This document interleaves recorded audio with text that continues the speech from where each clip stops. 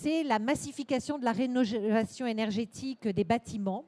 Donc je suis très heureuse de pouvoir animer cette table ronde en tant que présidente de la Plateforme Verte, qui est une association dédiée à la transition énergétique.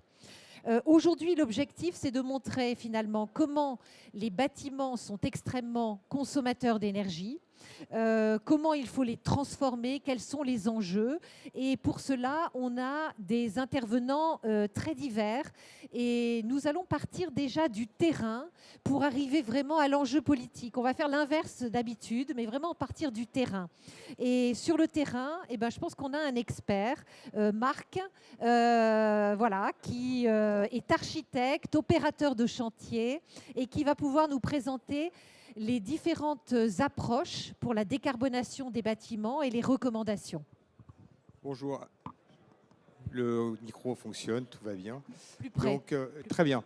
Je me présente, donc je suis ingénieur. Je dirige une structure qui est un mixte d'architectes et d'ingénieurs. Voilà, pour la petite aparté. Donc, nous intervenons sur le secteur de la réhabilitation du bâtiment tertiaire et industriel.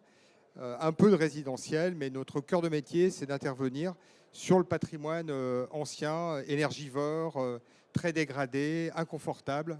Et notre approche, c'est une approche de résilience. Là, on sort il y a quelques semaines du Forum mondial bâtiment climat, organisé par l'ONU, et je suis à la Convention des entreprises pour le climat. Le discours est toujours le même. Il faut anticiper les enjeux climatiques. Donc, on est dans cette approche. Je peux développer si vous le souhaitez. Donc, oui, allez-y. Très bien. Oui. Donc, il n'échappera à personne que le climat est en train de se modifier très rapidement, beaucoup plus qu'on ne l'imaginait. On a d'ailleurs du mal, les scientifiques qui étaient là encore ce matin avec nous ont du mal à expliquer les raisons de ce dérèglement des températures cette année. On parle d'El Niño, mais en fait, ces mesures ne rentrent dans aucun modèle. Donc, fort de tout ça, fort d'autres enjeux, des enjeux sur l'eau, sur la biodiversité, sur la capacité aux habitants et aux usagers des bâtiments à prendre en charge les coûts énergétiques qui vont flamber, où il y a beaucoup de tables rondes autour de ces sujets. Nous, en tout cas, les indicateurs qu'on voit, on parle d'une augmentation de l'ordre de 50% d'ici à 2030, si tout est bien contenu. Et ce qui est peu probable, et la montée en puissance des énergies renouvelables se fait, mais très lentement. Je rappelle quand même que les énergies fossiles représentent à peu près 60% des énergies aujourd'hui auxquelles on recourt en France. Et le nucléaire, en énergie finale, c'est 25%. Donc on est loin d'arriver à satisfaire une demande qui est croissante avec l'électrification de la société. Les voitures électriques, les pompes à chaleur, tout devient électrique. Donc à un moment donné, c'est que du bon sens. On arrive dans une impasse et qui est prochaine, qui arrivera d'ici moins de 10 ans. C'est à peu près une certitude, tout le monde se rejoint sur ces sujets. Donc on a développé des réponses face à ces enjeux, mais que je pourrais peut-être développer un peu plus tard, si vous le souhaitez. Bien. Parfait. Merci Marc, vous pourrez intervenir. Franck, le soutien du secteur pour soutenir une massification de cette décarbonation des bâtiments, il faut beaucoup d'argent. Est-ce qu'il existe des soutiens suffisants pour les mettre en jeu et lesquels ? Bonjour à toutes et à tous. Donc en effet, je représente Sonergia, qui est un financeur finalement de travaux d'économie d'énergie, notamment pour rénover les logements. Et en fait, on finance les travaux d'économie d'énergie à travers 2 dispositifs nationaux. Les certificats d'économie d'énergie, c'est à peu près 5 milliards d'euros par an, tous secteurs confondus, mais il y a 70% qui sont réservés à la rénovation des logements. Et ensuite, il y a aussi MaPrimeRénov', où là, ça a un peu changé ces derniers temps, mais je crois qu'il y a un peu moins de 3 milliards d'euros par an qui sont concernés à la rénovation, ou 2,5 milliards. J'avoue que je ne sais pas, parce que Bruno Le Maire a récemment coupé les quelques financements. Mais voilà, ce sont les 2 principaux dispositifs en France qui permettent de financer les travaux de rénovation énergétique. Et à peu près pour un total aux alentours de 7 milliards d'euros par an. Voilà. Et nous, Sonergia, on aide les ménages à bénéficier de ces travaux pour rénover leur logement. Mais alors, est-ce que c'est facile? Parce que quand on parle de MaPrimeRénov', beaucoup de gens se disent c'est le parcours du combattant. Est-ce que vous partagez? Alors, en étant opérateur, j'ai un peu de mal à... Enfin, forcément, pour moi, c'est peut-être un petit peu plus facile que pour le commun des mortels, même si j'ai fait des travaux chez moi et j'ai pas valorisé les certificats d'économie d'énergie. Oui, enfin, clairement, c'est pas si facile que ça. MaPrimeRénov', c'est pas si facile parce que l'ANA a eu un challenge assez incroyable fixé par les ministères de transformer l'ancien CITE, donc crédit d'impôt de transformation énergétique, je crois, donc l'ancien CITE en une prime. Et ils ont dû créer tous les outils et former toutes les équipes pour faire cette transformation. Et ils ont eu 6 mois. Donc clairement, moi, je trouve qu'ils ont plutôt très bien réussi par rapport à cette mission extrêmement compliquée. Mais il y a encore certainement quelques primes qui sont données un petit peu en retard. Et ça on en entend beaucoup parler, même si c'est, je pense, un petit pourcentage sur la globalité, mais on en entend beaucoup parler. Et après, sur ce que je connais plus, les certificats d'économie d'énergie, en effet, c'est un petit peu compliqué. Et pourquoi c'est compliqué? Il faut bien en avoir conscience parce que le secteur est plutôt très fraudogène. Il y a beaucoup de fraudeurs, il y a beaucoup d'éco-délinquants qui essayent d'attirer vers eux une partie de cette manne financière de 5 milliards d'euros par an. Et du coup, le réflexe du ministère pour lutter contre ces fraudes, c'est de rajouter des verrous, et notamment des verrous administratifs. Alors aussi de faire des contrôles sur chantier, des contrôles par contact. Mais voilà, il y a pas mal de verrous qui sont mis pour lutter contre les fraudes. Et du coup, oui, ça peut être d'un point de vue d'un particulier ou d'un professionnel qui fait des travaux, un parcours du combattant. Vous avez, je pense, repris l'expression à Olivier Saleran, qui est le président de la Fédération française du bâtiment, qui a lui-même dit que ces professionnels étaient chaque jour devant ce parcours du combattant. D'accord. Alors Marc dit que dans 10 ans, on sera dans une impasse. Donc, qu'est-ce qu'il faut? Débloquer ces verrous? Est-ce qu'il faut davantage de moyens de financement? Est-ce qu'il faut une meilleure organisation de ces outils?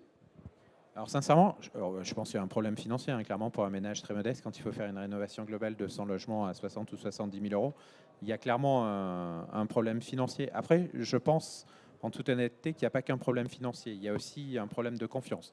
Ce qu'on voit aujourd'hui, c'est que les Français ne rénovent pas massivement leur logement, aussi pour un problème de confiance. Problème de confiance parce que ce sont des non-sachants. Problème de confiance, on l'a dit tout à l'heure, parce qu'il y a des éco-délinquants. Problème de confiance parce qu'ils ne savent pas quels travaux faire, avec quel prolet faire. Et du coup, je pense que c'est tous ces verrous qu'il faut essayer de lever. Et nous, chez Sonergia, on porte des programmes pour essayer de lever ces verrous. Donc le premier, je vous invite à aller voir Charlotte qui tient un stand. Le premier projet, c'est un programme européen donc, financé à 1,5 million d'euros pour l'Europe et qui a vocation à construire une plateforme pour rassembler tous les acteurs autour d'une même plateforme et pour offrir une solution globale aux ménages en 7 étapes qui va de l'audit énergétique jusqu'au, bien sûr, les travaux, le financement des travaux et le suivi avec des conseils de sobriété à la fin du parcours. Et enfin, on a répondu à un appel à projet qui s'appelle Oreno, qui est un appel à projet de l'ADEME, où là, le but, c'est de faire, je la fais courte, mais de faire un contrat de performance énergétique à l'attention des particuliers. Et en plus donc c'est une solution notamment de financement et vraiment de réassurance, parce que on s'engagerait à indemniser le particulier si on lui a promis un saut d'étiquette énergétique qu'on n'arrive pas à atteindre. Par exemple, si on lui a promis de passer de F à D et qu'on n'arrive pas à l'atteindre. Ou si on lui promet, si on lui promet un certain volume d'économie d'énergie dans sa rénovation énergétique et qu'on ne réussit pas à atteindre ce volume d'économie d'énergie. Et ça, on pense que c'est vraiment susceptible de rassurer le ménage. Ok, merci beaucoup. Alors, il y a toujours des solutions parce que malgré tout, on a des idées. Alors en France, mais aux Pays-Bas aussi. L'innovation, Thibault, qu'est-ce que vous pouvez nous dire dans ce secteur? Alors oui, donc déjà enchanté d'être avec vous aujourd'hui. Après 10 ans dans le conseil, j'ai décidé de passer le pas un peu à l'action et j'anime en France depuis 5 ans avec d'autres et une équipe, une démarche qui s'appelle Energy Sprong, qui est hébergée au sein d'une structure qu'on a cofondée qui s'appelle Ressort, qui travaille à faire une réalité de l'habitat net zéro. Donc on est beaucoup plus dans le logement, contrairement à Marc et qui parlait plus de l'industrie et du tertiaire, et donc plutôt sur le même marché que Franck. Et on est plutôt sur les sujets de logement social, donc pas exactement sur le même type de propriété, mais du résidentiel. Alors, la finalité de la démarche EnergySprong, en fait, derrière ce nom barbare se cache une traduction en néerlandais toute simple qui veut dire saut énergétique. Et la raison pour laquelle on porte cette démarche en France, et j'y reviendrai un peu sur ses fondamentaux, c'est qu'on s'est posé une question il y a 5 ans qui est de se dire pourquoi a-t-on du mal à faire face au défi de la réhabilitation des bâtiments, où aujourd'hui on a à peu près 20% des émissions en France qui sont liées au secteur du bâtiment, c'est 40% à l'échelle européenne. Et on se rend compte qu'on n'est pas au rendez-vous tant en termes de volume que de performance de ces réhabilitations et de faire évoluer notre parc de patrimoine construit à l'heure actuelle. Alors on s'est posé la question donc de savoir si d'autres avaient eu des bonnes idées ailleurs dont on pourrait éventuellement s'inspirer. Et c'est comme ça qu'est née la transposition en France du mouvement d'origine néerlandaise EnergySprong. Alors EnergySprong, c'est quoi? C'est une approche un peu radicale de la rénovation énergétique puisqu'elle est construite autour de plusieurs paradigmes qui nous semblaient intéressants.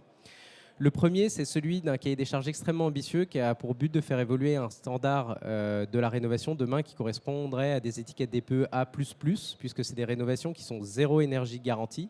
Alors garantie, on pourra revenir sur cette question-là, Franck le mentionnait à l'instant. Donc une ambition technique qui est extrêmement forte et qui vient en fait se combiner de deux manières. D'abord en réduisant très fortement les besoins des bâtiments qui sont fortement isolés et en produisant de l'énergie renouvelable sur site au moins à hauteur des consommations réelles mesurées sur le compteur dans ces bâtiments-là. Donc c'est des vrais bâtiments net zéro. Second point du cahier des charges qui nous a paru intéressant dans la démarche EnergySprong, c'est celui d'essayer de travailler sur la vitesse de réhabilitation. Aujourd'hui, on fait un certain nombre de chantiers de rénovation globale. Il n'y en a déjà pas beaucoup en France et la plupart sont longs, intensifs en termes de délai, en termes de coûts. Et on s'est demandé s'il y avait des optimisations sur lesquelles on pouvait travailler. Et cette démarche EnergySprong nous a montré qu'il pouvait y en avoir. Sur les délais, aujourd'hui, les rénovations EnergySprong sont 3 à 6 fois plus rapides que des rénovations traditionnelles. Et pour faire cela, la plupart s'appuient sur soit des nouvelles méthodes de rénovation, en ayant recours par exemple à des éléments préfabriqués hors site. Donc tout simplement, on va venir poser une seconde peau sur le bâtiment existant, une façade isolante, une toiture productrice d'énergie, des modules énergie qui intègrent l'ensemble des systèmes techniques dans le bâtiment, en plus de faire la réfection intérieure. Et puis aussi en travaillant sur des façons de voir le métier de rénovation énergétique un peu différemment. C'est là qu'on intègre le lean, c'est là qu'on intègre le kitting, c'est là qu'on intègre des nouvelles façons de faire pour être plus efficace et passer moins de temps. Donc au-delà de la performance, le deuxième critère, c'était celui de la durée de réhabilitation qui nous semblait intéressant. Le troisième critère, quand on a dit ça, plus rapide, plus performant, on se dit ok, mais à quel coût en fait? Et avec quelle équation économique dans un environnement que l'on sait de facto assez contraint, on en a parlé juste avant. Et ce qui nous a semblé intéressant, c'est que oui, ces réhabilitations sont plus chères en CAPEX, en investissement initial. Par contre, en coût global, lié à certains mécanismes sur lesquels on pourra revenir un peu en particulier, notamment le fait d'avoir recours à une garantie de performance, notamment le fait de pouvoir aller très loin en termes de performance, il y a d'autres mécanismes qu'on va pouvoir capter. Alors si je vous donne des exemples concrets, aujourd'hui une réhabilitation, si vous la faites, si on reparle par exemple du dispositif des C2E avec quelque chose de suffisamment ambitieux, on va dire bâtiment basse consommation, vous allez capter entre 5 et 7 000 euros peut-être de C2E par logement en moyenne. Vous pouvez aller un peu au-delà quand vous êtes sur des populations précaires, mais moi je parle en référence logement social. Sur les rénovations EnergySprong, on est plutôt entre 20 et 22 000 euros parce qu'on a un CPE associé, un contrat de performance énergétique, et c'est parce qu'on va très loin dans la performance. Donc un surinvestissement initial veut dire aussi forme de recette en face un petit peu plus importante. Parce qu'on a des rénovations qui sont particulièrement impactantes positivement, c'est-à-dire qu'elles sont, et c'est mesurable avec des performances réelles extrêmement positives, les prêteurs sont prêts à aller beaucoup plus loin. Donc pour donner des exemples, il y a des dérogations spécifiques des prêts de la Caisse des dépôts qui ont été consentis en cohérence avec la DHUP vers ces rénovations EnergySprong pour leur faire bénéficier de conditions de prêt qui sont plus favorables que celles de rénovations qui se font de façon plus traditionnelle. Et puis enfin, à partir du moment où on baisse drastiquement la facture énergétique des ménages qui occupent ces bâtiments et surtout qu'on sait le prouver par une garantie de performance, à ce moment-là, on peut venir en capter une partie. Donc si je vous donne un exemple concret, en général, les ménages dans le logement social consacrent, on va dire, quelque chose comme entre 1 500 et 2 000 euros sur les rénovations qui sont engagées actuellement de factures énergétiques par an. Donc ça, c'était avant l'inflation et le bouclier énergétique. Je vous laisse imaginer la réalité aujourd'hui. Sur ces 1 500 euros post-rénovation, on arrive à quelque chose comme 250-300. Donc il y a un gap qui est vraiment considérable.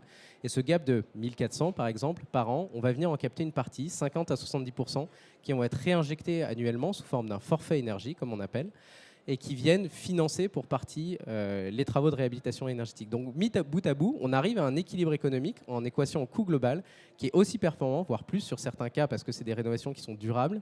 Une garantie de performance sur le temps long. On a à peu près 30 ans de garantie de performance sur les premiers projets qui sont sortis. Et ça nous a semblé intéressant. Donc, cela étant dit, cette démarche EnergySprong, elle a un intérêt que pour deux raisons.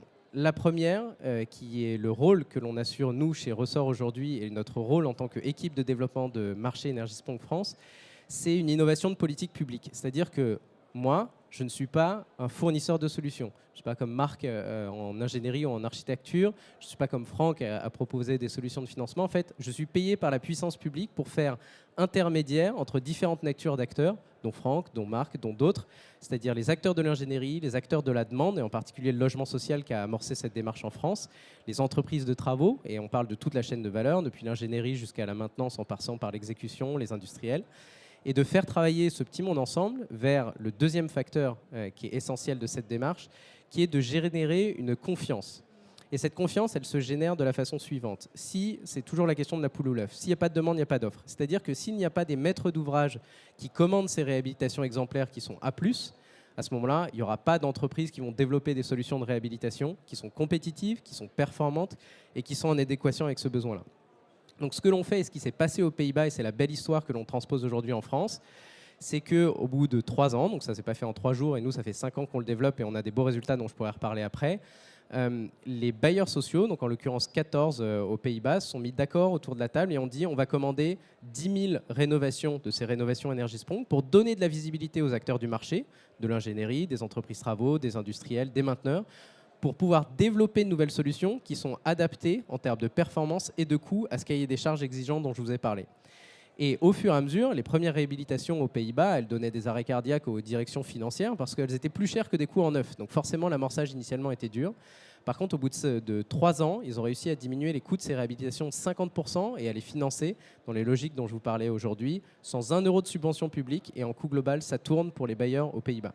C'est un peu le même modèle qu'on cherche à transposer en France. Et de la même façon, au début, les premières réhabilitations Énergie-Spong en France étaient chères, c'était 130 000 euros par logement, alors qu'on nous avait dit ouais, nous on fera mieux que les Pays-Bas, il n'y a pas de problème. Donc c'était marrant de voir un peu les résultats, mais elles ont prouvé que techniquement ça avait un sens, que pour les occupants ça avait un sens, parce qu'il y a un critère essentiel que j'ai oublié, c'est que dans le cahier des charges, on travaille sur la désirabilité et le côté un peu hors ingénieur de la rénovation énergétique, c'est-à-dire avant tout le confort et la qualité de vie et d'usage qui sont essentiels. Et j'en finis là-dessus. Et donc, cette belle histoire aux Pays-Bas d'avoir réussi à contractualiser et donner de la visibilité au marché, ça a permis de structurer une vraie filière où aujourd'hui, les rénovations A+, Énergie-Spong, ça représente à peu près 20% du marché. Et c'est à peu près le même potentiel qu'on vise en France avec aujourd'hui des premières démarches, dont j'espère prochainement en Auvergne-Rhône-Alpes, dont on pourra vous parler. Merci beaucoup pour cette présentation. Peut-être il ne faudra pas l'appeler zéro énergie garantie, parce que ça veut dire que vous ne garantissez rien du tout. Il faudra peut-être le changer Zéro énergie. dans la terminologie. Mais donc ça mène un petit peu aussi au rôle de la puissance publique. Alors nous avons Marjolaine qui est en ligne, je pense. Est-ce qu'elle est là? Oui, elle est là. Donc Marjolaine, vous êtes députée. Quel est l'engagement en tant que député que vous avez par rapport à cette rénovation des bâtiments et quels sont les terrains d'action que vous voyez? Bonjour à tous. Est-ce que d'abord vous m'entendez? Est-ce que ça fonctionne? Oui, impeccable. Bon, alors déjà, merci pour votre invitation. Je suis très contente d'être avec vous, même à distance. C'était important pour moi de pouvoir participer à votre table ronde et je salue l'ensemble des participants que je retrouve régulièrement. Alors, je ne vois pas la salle, mais je la salue également. Moi, je suis donc députée du Nord-Isère, donc finalement, sur cette table ronde, je vais en voisine. Je suis les sujets de rénovation énergétique pour l'Assemblée nationale depuis 2017. J'ai été en charge de suivre en fait cette feuille de route rénovation énergétique qui doit finalement amener une rupture complète de la manière dont on a pu aborder ce sujet. C'est une véritable révolution environnementale alors je peux dire que subit ou à laquelle participe le secteur global de l'immobilier, des professionnels de la rénovation, y compris de l'économie. Enfin, c'est une vraie révolution. L'objectif qu'il faut souvent rappeler, c'est qu'on doit aller d'ici à 2050 sur l'ensemble du parc bâti à un objectif qui est zéro énergie ou presque, puisqu'on vise le niveau BBC en France. Au niveau européen, on parle de presque zéro énergie, mais c'est la tendance à aller vers zéro énergie. Zéro carbone, Ça a été rappelé, 20% des GES, c'est ce secteur à l'échelle France, c'est 40% à l'échelle européenne. Zéro artificialisation nette, parce qu'on a un enjeu aussi dans cet effondrement de la biodiversité et ce secteur est aussi un secteur qui est contributeur à ce stade à la problématique. Et il faut du coup limiter ça. Il faut qu'on ait des bâtiments en 2050 qui soient adaptés aux risques auxquels on va être confronté, qui puissent continuer de mettre les populations à l'abri, hein, c'est de ça dont on parle, qui puissent du coup transformer leur rôle et leur apport dans une vision de contribution positive aux enjeux environnementaux, alors qu'à ce stade, on a un peu tendance à pointer du doigt en disant qu'on est plutôt dans la contribution aux mauvais aspects. En fait, aujourd'hui, c'est vraiment une inversion complète de cette vision qu'il faut faire, puisqu'il faut être un contributeur positif de cet enjeu-là. Et ensuite, dans la rénovation, si on reprend les enjeux un petit peu séquencés, on est passé de la rénovation thermique, donc il focalisait beaucoup sur les questions d'énergie, à une rénovation qui va devenir de plus en plus environnementale, comme la RE 2020, en fait, dans le neuf, va intégrer les enjeux carbone et adaptation au changement climatique, un peu sur le même modèle. Et on va aller de plus en plus vers les rénovations adaptées, finalement, qui s'adaptent au changement climatique. Du côté du neuf, on est déjà en train de travailler sur la résilience et à la prochaine réglementation qui suivra, la RE 2020, parce que c'est malheureusement une transformation qui va très vite, ce changement climatique. Et en fait, la pression, elle ne s'arrête pas ni sur la filière, ni sur les politiques, ni sur... Ça ne va aller qu'en s'amplifiant.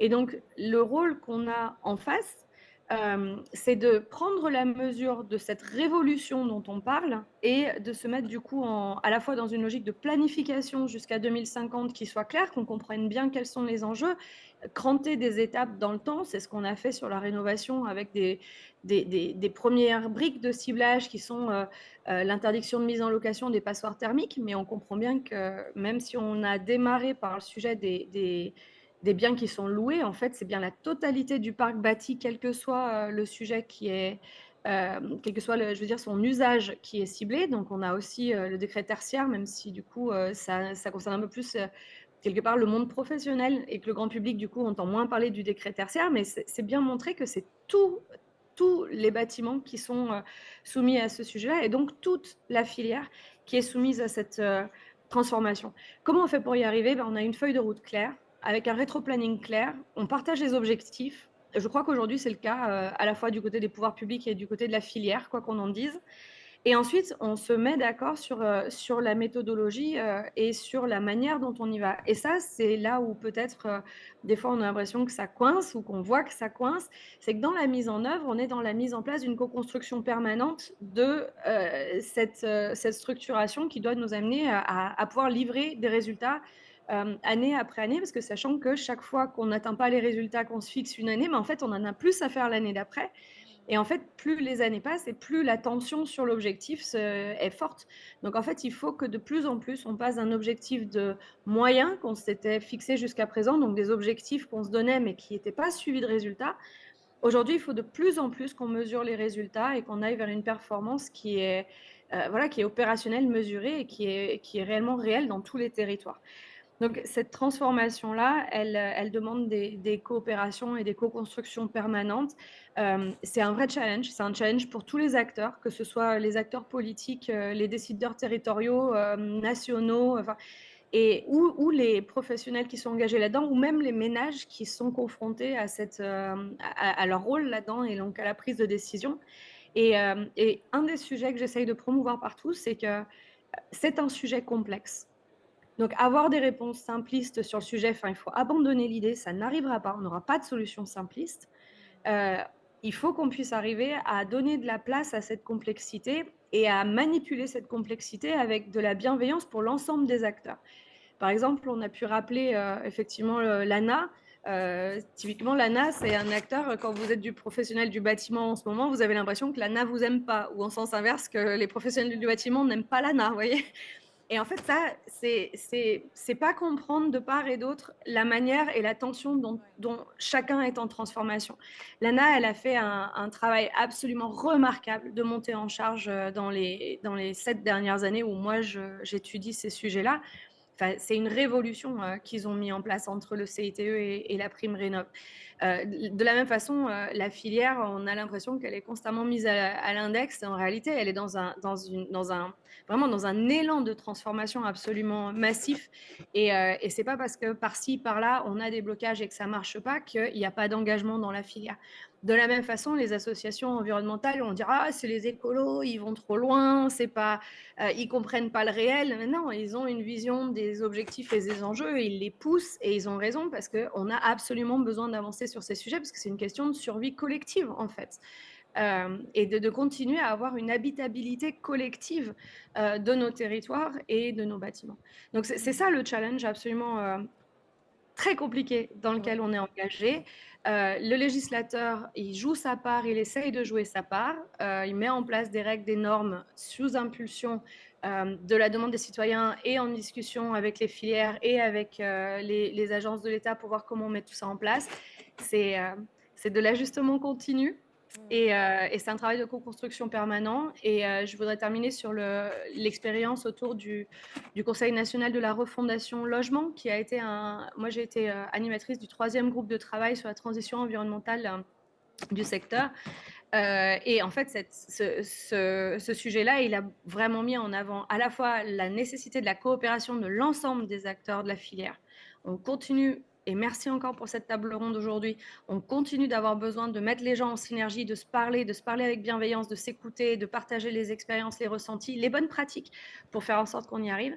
Et dans le même temps, le CNR Logement, il a aussi souligné la nécessité de la territorialisation, le fait qu'il faut s'adapter à tous les territoires. On a des politiques nationales, mais ces politiques nationales, elles doivent rencontrer les contraintes territoriales telles qu'elles existent. Moi, donc, je disais, je suis de l'Isère, je vois bien à quel point c'est très différent la manière dont on aménage à Grenoble, dans le Nord-Isère où moi j'habite, où on est dans une zone beaucoup plus rurale, où les problématiques de mobilité, d'aménagement détendu sont plus importants.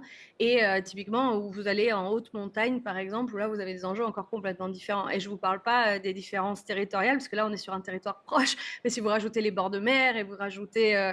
voilà, et ben vous arrivez évidemment avec une complexité extrêmement importante. Et en même temps, une richesse extrêmement importante parce que, c'est peut-être mon dernier point, on vient d'avoir un sommet international bâtiment climat. Il faut savoir qu'on est en France un des 3 pays qui est dans une feuille de route qui est coordonnée par rapport aux objectifs 2050 environnementaux qui sont partagés par le GIEC. Un seulement des 3 pays dans le monde. Avec le Japon et le Danemark. Et donc, du coup, nos diversités territoriales, c'est aussi autant de laboratoires qu'on pourra partager avec le reste du monde. Chacun de nos territoires, finalement, a des spécificités qui se retrouvent dans d'autres endroits dans le monde. Et en fait, tout ce qu'on fait à l'échelle territoriale, c'est du temps gagné pour l'échelle mondiale, puisqu'évidemment, ces sujets-là ne se réduisent pas aux enjeux qu'on peut avoir en France. Voilà pour mon introduction. Merci beaucoup Marjolaine, c'est intéressant. Enfin, vous montrez bien comment finalement cette rénovation, cette transition, elle est un peu douloureuse aussi pour tout le monde parce qu'il faut la faire, mais il y a une pression de plus en plus forte et une pression plus forte qui est certainement aussi sur les plus fragiles. Alors peut-être je vais vous demander si vous pouvez partager un secret de chambre. Est-ce que vous pouvez nous dire si nos députés en France sont suffisamment sensibilisés à ces questions et intéressés par ces questions? Alors, je sais que c'est une question large, mais est-ce que majoritairement, tous les députés que vous rencontrez sont vraiment intéressés et mobilisés? Alors, je dirais que oui, ce n'était pas le cas en 2017. Quand moi je suis arrivée sur ces sujets, c'était des sujets qui étaient assez confidentiels dans le sens où ils étaient très portés par les associations qui étaient concernées, qui étaient à peu près, qui étaient connues en fait des filières professionnelles qui étaient sensibilisées. Mais le grand public et le politique, c'était pas du tout saisi de ces sujets-là. Et ce qui a fait vraiment la bascule, on l'a eu en 3 crans, j'ai envie de dire. On a eu le cran des Gilets jaunes qui a fait apparaître la nécessité de justice sociale dont vous parliez auparavant. C'est dans les sujets de rénovation énergétique, fin du monde, fin du mois sont absolument en synergie. Et donc, c'était un moment de réconciliation sur ces 2 thématiques et un sujet finalement où on se disait, en fait, on voit bien que les 2, ils doivent aller ensemble. Donc, ça a été une prise de conscience politique, je pense, à partir des Gilets jaunes. Il y a eu vraiment un changement de cran sur la rénovation.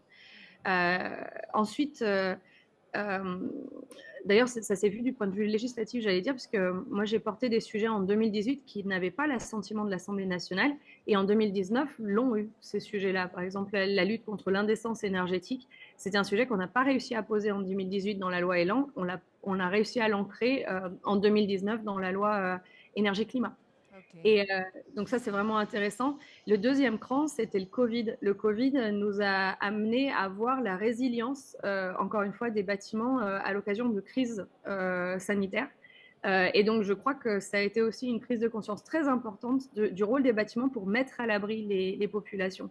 Et donc, enjeu sanitaire de mise à l'abri, donc toute la dimension qualité de vie intérieure au bâtiment. Pourquoi on fait tout ça? Les bâtiments, ils servent à mettre les gens à l'abri, en fait. Il faut vraiment garder ça en tête. Et du coup, la qualité du bâti, cette question sanitaire, etc. Donc, vraiment une prise de vision à 360 finalement des enjeux qui sont du coup pas qu'énergétiques, mais bien l'humain à l'intérieur du bâti. Et le volet de résilience économique de la filière. On a bien vu pendant la période Covid à quel point, le tissu de résilience économique, il était beaucoup lié aussi au secteur du bâtiment qui ne s'est pas arrêté, qui a continué de travailler, etc., etc. Donc la résilience économique, la résilience sanitaire sont apparues au moment de la crise Covid. Et en fait, ça nous a permis finalement ces deux axes-là, je pense, de prendre une prise en compte politique de la manière dont ce secteur est au croisement de tous les enjeux environnementaux, sociétaux, énergétiques, biodiv. C'est vraiment un croisement des sujets où beaucoup de sujets se retrouvent. Ce qui fait d'ailleurs que la filière peut le vivre comme une forme de harcèlement, que tout lui tombe dessus en même temps. Et un ressenti que tout s'accumule et tout s'accélère et qu'on est en grosse tension, et en même temps une prise de conscience absolument importante du politique. Il n'y a plus un Premier ministre ou un président de la République qui pourra parler de transition environnementale sans parler de cette filière et de ces enjeux-là. Merci beaucoup Marjolaine. Restez avec nous, il y aura peut-être des questions tout à l'heure. Jean-Louis Bal. Jean-Louis Bal, pendant des années, je t'ai connu comme président du syndicat des énergies renouvelables. Maintenant, Agir pour le climat, qu'est-ce que c'est et comment Agir pour le climat agit pour cette transition sur la rénovation énergétique? Oui, bonjour à toutes et à tous. Agir pour le climat donc, a été créé en 2016 par un climatologue que tout le monde connaît certainement dans la salle, qui s'appelle Jean Jouzel. Et donc, quand j'ai pris ma retraite du syndicat, il m'a demandé donc de reprendre la présidence de cette association qui travaille essentiellement sur des sujets de financement. C'était d'abord la mise en place du pacte climat européen. Vous vous souvenez sans doute du slogan si le climat était une banque, on l'aurait déjà sauvé. Oui. Et donc, qui a abouti au fait que la Banque européenne d'investissement s'est maintenant instituée de Banque européenne du climat. Et maintenant, notre sujet de travail, c'est une toute petite association, Agir pour le climat, on a 2 salariés, plus beaucoup de bénévoles. Mais notre sujet actuel, c'est le financement de la rénovation globale et performante des logements, avec le soutien de l'ADEME, à la fois financier et technique. Et dans ce cadre-là, donc, nous appartenons à un collectif qui s'appelle Rénovons, qui rassemble une vingtaine d'entités, où il y a aussi bien des associations environnementales, des professionnels comme Dorémy, par exemple, l'association Négawatt, la Fondation de l'Abbé Pierre. Et donc nous avons la préoccupation à la fois de la diminution des émissions de CO2 du secteur, alors du logement. Hein. Moi, je ne travaille pas sur le tertiaire. Donc le logement, qui est un domaine qui est assez complexe, hein. On l'a bien expliqué. Il n'y a pratiquement que des moutons à 5 pattes hein, dans le... Et donc nous avons la préoccupation donc non seulement de la diminution des émissions de CO2, mais aussi la diminution des consommations d'énergie, parce que derrière la consommation d'énergie, il y a la question de la précarité énergétique, qui pour nous est une question tout à fait essentielle aujourd'hui. Il y a des millions de personnes qui aujourd'hui n'arrivent pas à se chauffer à 19 degrés parce qu'ils n'en ont pas les moyens. Alors la table ronde, aujourd'hui, elle est consacrée donc à la massification de la transition, ou Innovation. oui, de la rénovation. Moi, je pense qu'il faudrait plutôt parler de la qualification. Parce que la massification, on est déjà aujourd'hui, quand je reprends les chiffres de l'ANA, à des octrois de primes de l'ordre de 7 à 800 000 par an, ce qui est tout à fait considérable. Et je suis en accord avec Marjolaine pour dire que l'ANA a dû faire un travail tout à fait remarquable pour prendre la suite du CITE et distribuer ces subventions. Mais il y a une question de qualité de ces rénovations. Aujourd'hui, il y a moins de 10% qui sont des rénovations que l'ANA qualifie de rénovation d'ampleur, ce qui est déjà un terme très flou, très vague. Donc aujourd'hui, on n'a pas une véritable évaluation de ce qu'a donné ces investissements monogestes, comme ça qu'on appelle dans le... On fait une isolation, on change une chaudière par une pompe à chaleur. Tout ça, c'est des estimations, c'est du normatif. On a une évaluation qui n'est pas fondée sur la réalité et on ne sait pas ce que les économies réelles ont été, ce qu'elles ont été. Et donc, on a vraiment un problème de qualité de la rénovation.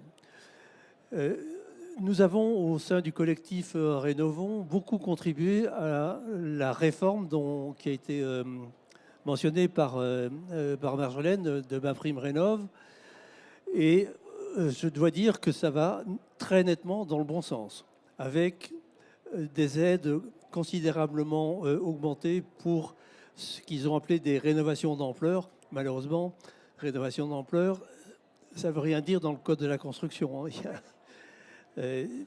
On aurait préféré qu'on aille, mais ça viendra peut-être, vers les rénovations globales et performantes qui sont bien définies, elles, dans le code de la construction. Et Marjolaine parlait de la filière professionnelle qui subit cette réforme. Je pense que la filière professionnelle, depuis les installateurs jusqu'aux banques, qui ont un rôle tout à fait primordial, personne n'a anticipé cette réforme qui était pourtant annoncée depuis plusieurs années. Et donc je pense on va certainement y revenir, un des grands problèmes auxquels on doit s'attaquer aujourd'hui, c'est celui de la formation de cette filière professionnelle et du contrôle de la qualité par l'État. Et quand je parle de la filière professionnelle, j'insiste aussi sur le fait qu'il faut bien y inclure les banques. Quelles que soient les subventions, ANA, certificat d'économie d'énergie, il y a toujours un reste à charge. Et s'il n'y a personne pour financer ce reste à charge, eh bien les travaux ne se font pas. Très clairement, surtout quand les occupants, propriétaires ou locataires, quand ces occupants sont de niveau de revenus assez faibles. Les banques ne sont pas intéressées à financer 10 ou 15 000 euros pour des occupants qui sont de faibles revenus. Donc voilà le constat général que je fais sur cette massification de la rénovation. Donc pour moi, c'est plutôt une qualification et on doit avoir un objectif de faire une transition des aides au monogestes vers les aides à la rénovation globale et performante, mais sans tuer la profession. Donc de le faire de façon progressive et en suivant les trajectoires définies par le secrétariat général à la programmation écologique, et donc essayer d'arriver en 2030 à 900 000 rénovations globales et performantes, alors qu'on a un objectif cette année de 140 000 rénovation, pas performante nécessairement, mais d'ampleur. Hein, Mais, donc il y a mais c'est quand même très peu, parce que si on pense que le côté carboné, la carbonation des bâtiments, c'est 45% de la carbonation globale, enfin, on parle évidemment de sommes d'argent importantes, mais c'est une toute petite étape, non? Est-ce que, Jean-Louis, est-ce qu'on est arrivé très loin? Ben non, justement, et l'objectif initialement, donc avant que Bruno Le Maire ne manie la hache, était de 200 000 rénovations d'ampleur sur l'année. Et je pense que la profession n'est pas aujourd'hui prête à atteindre ce chiffre. Et encore une fois, rénovation d'ampleur, c'est un concept assez flou et qui n'est pas suffisamment bien défini. Donc, pour rappel, la rénovation d'ampleur, ça veut dire sauter au moins 2 classes énergétiques lors de l'opération, voire 4, mais il n'y a pas de différenciation de financement entre le 2 et le 4. Donc vous avez un reste à charge pour le saut de 4 classes qui est beaucoup plus élevé que pour un saut de 2 classes, et donc c'est un frein évident pour les propriétaires ou locataires. Marc, vous voulez intervenir peut-être sur ça? Je voyais... Oui, je vais intervenir. Vous voyez dubitatif. Oui, non, je suis dubitatif, oui, bien sûr, enfin, chacun le sait. Je pense qu'il faut mesurer. Hein, donc, nous, le monitoring, c'est quelque chose qu'on pratique depuis longtemps. Mesurer la satisfaction des habitants et puis mesurer les consommations réelles d'énergie et d'eau. Parce que délivrer des aides massives, ce qu'on est en train de faire, on est en train d'user nos cartouches. Il n'y aura pas 2 vagues de rénovation. Donc c'est ça le sujet, le vrai sujet c'est ça. Et je pense qu'il faut aussi peut-être changer les modèles, il faut peut-être recourir à de l'énergie gratuite. Je vous rappelle qu'on a suffisamment d'énergie sur Terre pour chauffer et rafraîchir nos bâtiments. Elle est gratuite. Il faut peut-être changer de paradigme un peu. Et puis, je prends un exemple pour être concret. Aujourd'hui, on stocke l'énergie solaire dans le sol. On stocke l'énergie, on transforme l'énergie électrique en énergie thermique. On la stocke dans des matériaux à changement de phase. Les solutions, elles existent, les solutions technologiques. La géothermie, nous, on l'utilise de manière généralisée aujourd'hui. On récupère la chaleur dans les bâtiments, on vient la stocker pour la saison suivante. Et puis le soleil nous délivre de quoi chauffer la saison suivante. Sachant que pour nous, le confort d'hiver, c'est plus un sujet. Je veux dire, les bâtiments, en isolant un peu les bâtiments, les besoins en énergie aujourd'hui, on arrive rapidement à les couvrir. Il faut un peu plus d'ambition. Je pense qu'en dessous des classes A et B, on va dans le mur. D'ailleurs, qu'il faudra recommencer les opérations dans 10 ans. Alors la géothermie, c'est une sacrée réussite. On a des projets qui tournent depuis 7-8 ans. On a lancé ces solutions avec succès. Et aujourd'hui, on a des clients qui n'ont plus de coûts énergétiques. Je rappelle que quand même, l'énergie principale qu'on consomme, l'énergie électrique principale qu'on consomme, c'est pour chauffer et pour rafraîchir. Parce que l'éclairage, c'est anecdotique. Ça, on peut le lessiver. La Terre nous offre un potentiel énorme pour sortir de ce paradigme. Malheureusement, quand on parle de massification, il faut peut-être massifier d'autres solutions que celles dans lesquelles on reproduit avec le succès qu'on connaît aujourd'hui depuis des décennies. Voilà, je pense qu'il y a une vraie remise en question. Et j'ai cité 2 exemples, mais ils sont multiples. Sans oublier, je terminerai par là, d'autres enjeux que le carbone, la biodiversité et l'eau. Et la biodiversité, c'est pas mettre 3 pots de fleurs dans les bureaux, dans la maison, c'est s'intéresser au cycle de vie des produits. Quel est mon impact sur la biodiversité? Parce que les 5 fruits et légumes par jour, s'il n'y a plus de biodiversité, vous allez manger des fruits de synthèse dans quelques années. Moi, je n'ai pas très envie de ça. S'ils sont bons et bons pour la santé, on verra. Jean-Louis. Oui, alors je suis évidemment d'accord avec ce qui a été dit sur la géothermie. J'ai quand même promu la géothermie pendant 30 ans, à l'ADEME d'abord et au syndicat des énergies renouvelables ensuite. Alors, dans la réforme de MaPrimeRénov', il y a un facteur important que j'ai oublié de mentionner. C'est pour les rénovations d'ampleur, l'obligation d'un parcours accompagné par mon accompagnateur Rénov'. Et ça, c'est un facteur tout à fait essentiel si on veut éviter les fraudes, si on veut avoir de la qualité dans les rénovations qui vont être mises en place, quoi.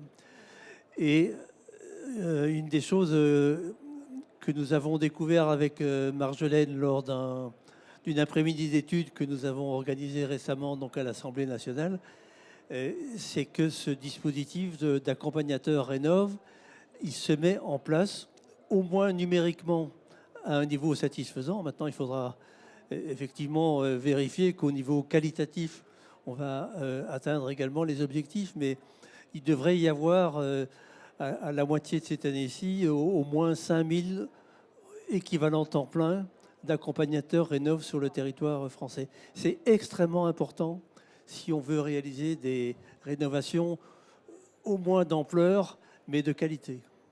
Franck, vous êtes d'accord? Vous voulez rebondir sur ça? Alors, moi, je vais rebondir sur 2 points. Le premier, c'est sur la mesure des économies réelles. Enfin, nous, on est tout à fait d'accord. Notre projet d'entreprise, c'est de proposer des contrats de performance énergétique aux particuliers. Donc, forcément, on veut aller vers la mesure des économies réelles. Et aujourd'hui, il n'y a rien qui me frustre plus que de financer 100 mètres carrés d'isolation ou de financer l'installation d'une pompe à chaleur sans savoir s'il y a eu des économies réelles et parfois en doutant franchement qu'il pourra y en avoir. Et après, sur le MAR, je trouve que la réforme des aides de l'ANA, franchement, dans le fond, est une bonne réforme. Par contre, j'ai toujours été assez choqué. Mais finalement, comme la réforme d'avant sur transformation du CITE en MPR, c'est le délai qu'on donne. Et d'ailleurs, on a dû reculer de 9 mois. Et après, sur le MAR, on peut voir, je veux voir le verre à moitié plein, surtout quand j'interviens à côté de Marjolaine. Elle me donne toujours beaucoup de positifs. Mais le MAR, il faut, ça doit être un tiers neutre et indépendant pour que le particulier ait confiance et pour ne pas détruire la confiance du particulier, il faut vraiment qu'il soit neutre et indépendant. Et aujourd'hui, quand je vois que des filiales de sociétés qui font les travaux sans MAR et vont envoyer les particuliers vers leur maison mère, je me dis que c'est pas la meilleure des neutralités et la meilleure des indépendances.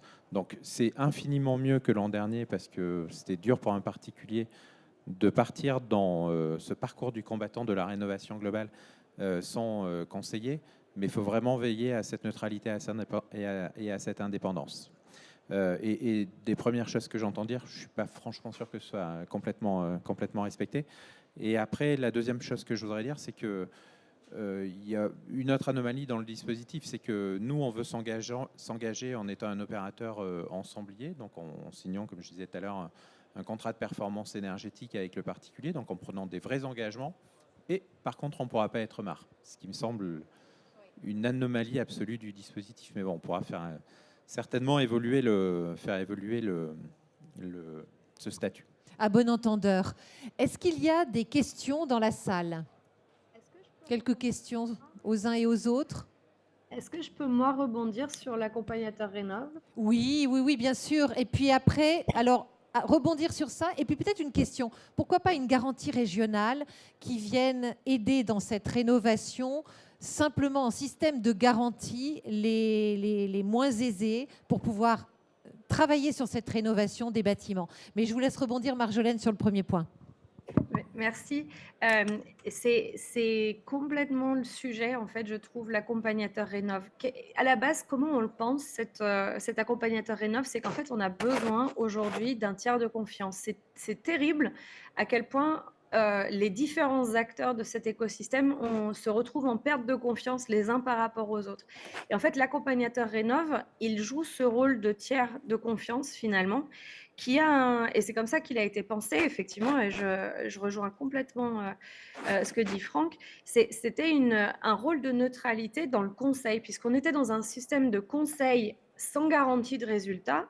Alors le conseil doit être de qualité, doit être neutre, doit être gratuit, puisque l'objectif à ce moment-là, c'est vraiment d'apporter ce tiers de confiance.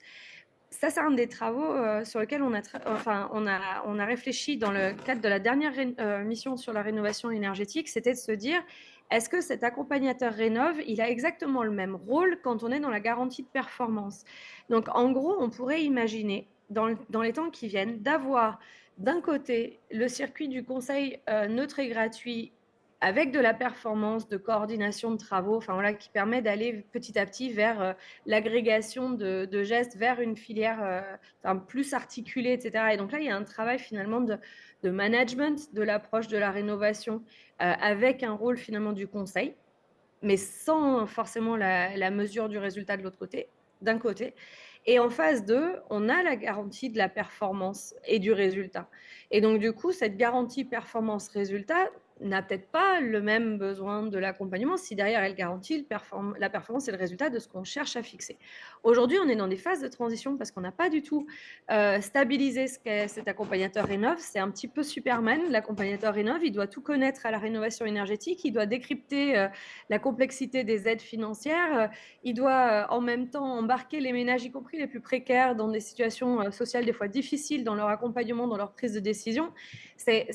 On met beaucoup de poids sur les épaules de l'accompagnateur Rénov'. C'est un peu normal parce qu'on est en train de structurer cette mise en œuvre. Et puis finalement, c'est assez normal que du coup, ce tiers de confiance, il se retrouve doté d'un peu tous les objets. Mais clairement, à mon avis, ce n'est pas tenable dans la durée. Et l'objectif, c'est que petit à petit, on va désaturer ça en identifiant les points de blocage. Et moi, je partage ce que vous venez de proposer.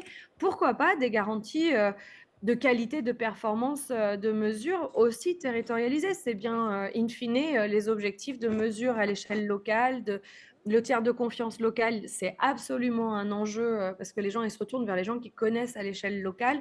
C'est aussi des garanties de circuit de qualité et d'avoir des interlocuteurs dans la durée aussi qui ne viennent pas à un moment donné puis qui disparaissent dans la nature ensuite.